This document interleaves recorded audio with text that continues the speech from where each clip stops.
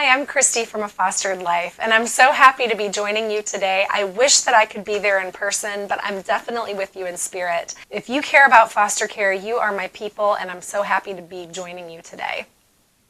So I thought I would start by giving you a little bit of my background and just letting you know what led me to this place with you all today. So my husband and I, before we got married, we decided that we were not going to try to have our own children. We both felt like we wanted to be foster parents. And so that meant for us that we kind of understood that we might have a lot of children come through our doors, and or we might adopt some children through foster care. We just didn't know. We were open to whatever. There was a lot we didn't understand about foster care, honestly, but the one thing we did understand is that the outcomes in foster care are not known early on. So we knew we could have children come and be with us and then go home, or we could have children come and be with us who aren't able to go back home and they would need adoptive parents. And so we kind of went into it with our hands wide open. We're up for anything. We just want to be involved with foster care. So 2.5 years after we got married, we were licensed and we got our first children. About 6 days into our first placement, we began to experience some of the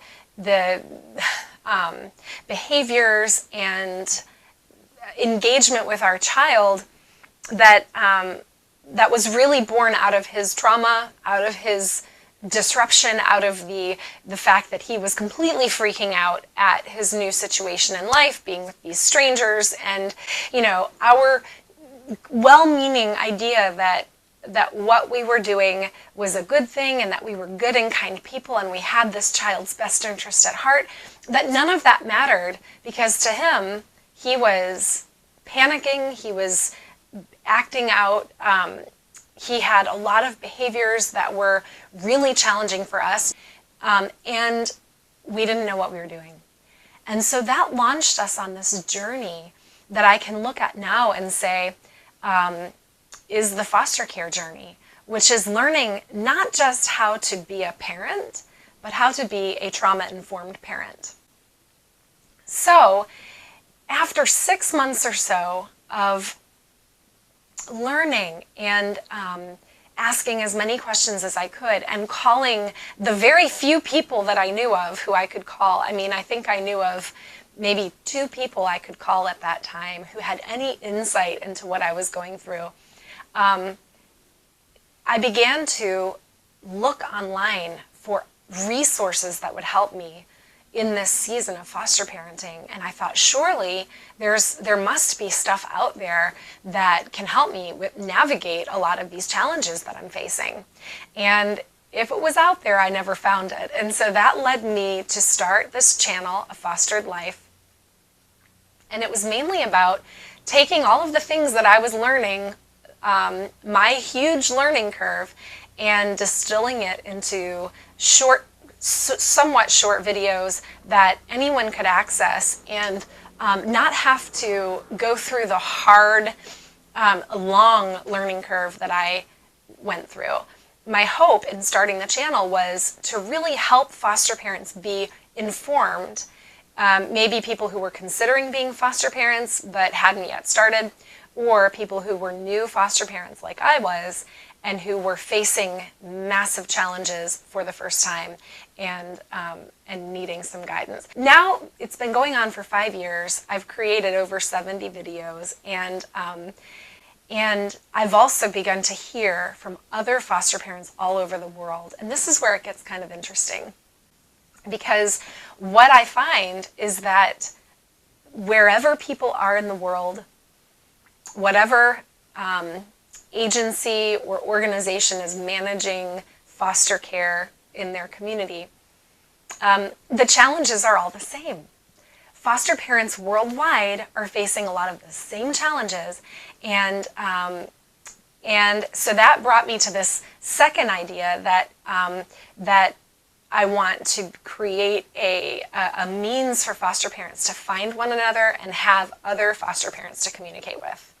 So I've started working on this project called the Flourishing Foster Parent, and the idea is that it's training and it's community, and it's all online. People can talk on the phone if they want, but it's weekly coaching calls. It's where I bring in, or I do, a talk on a particular topic that is relevant to a foster parent.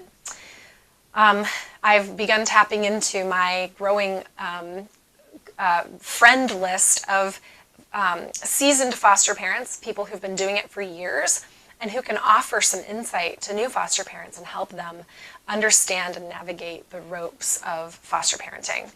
So Fostered Life is like the YouTube and Facebook community, and then the Flourishing Foster Parent is more of a membership community of people who want to go deeper in making meaningful connections with other foster parents.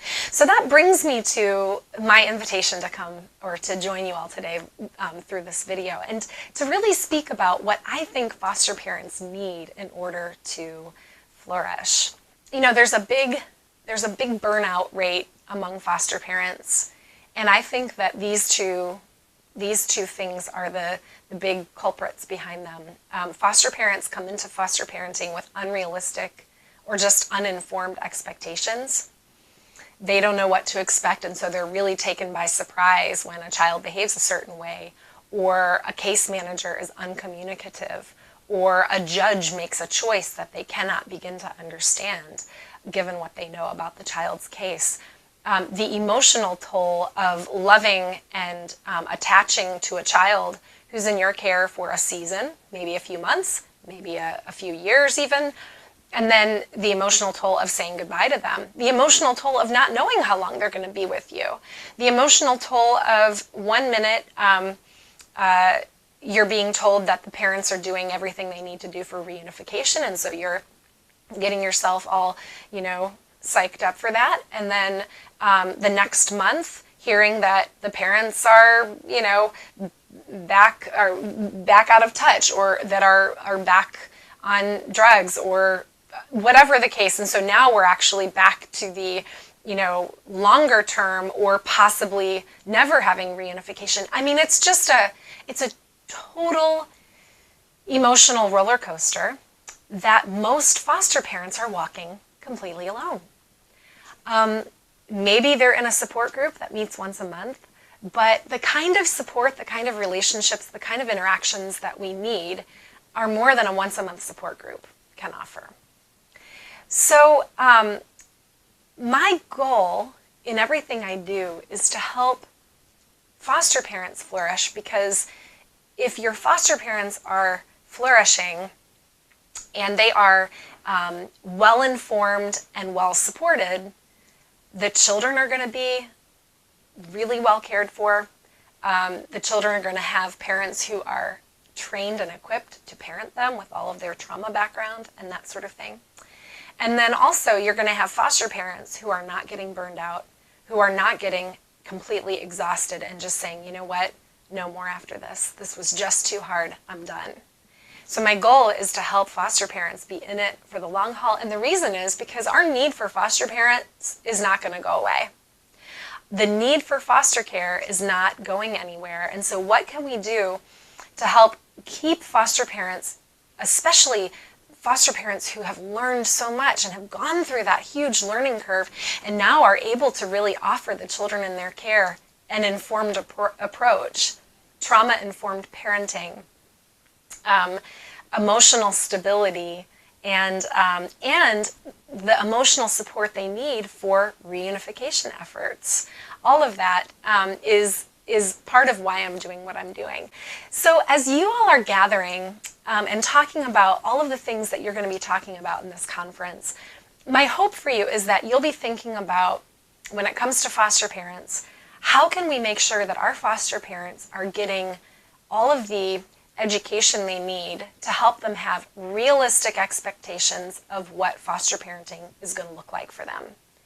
And two, how are they going to get the community support that they need to do this for a long time, and to feel supported and to have access to other relationships. And I think the way that would look, this vision I have, this desire that I have, and something that I'm trying to do here on A Fostered Life and as also at the Flourishing Foster Parent is to create a way for new foster parents or struggling foster parents to connect with more seasoned foster parents, people who have done it for a long time, maybe who have experienced several children and have experienced different ways that children might, handle their trauma, and who can offer these more seasoned foster parents who can offer to these new foster parents a truly empathetic listening ear, someone who understands and gets what they're going through, who can also offer practical advice and tips to say, I don't know how this will look for you, but here's how it looked for me.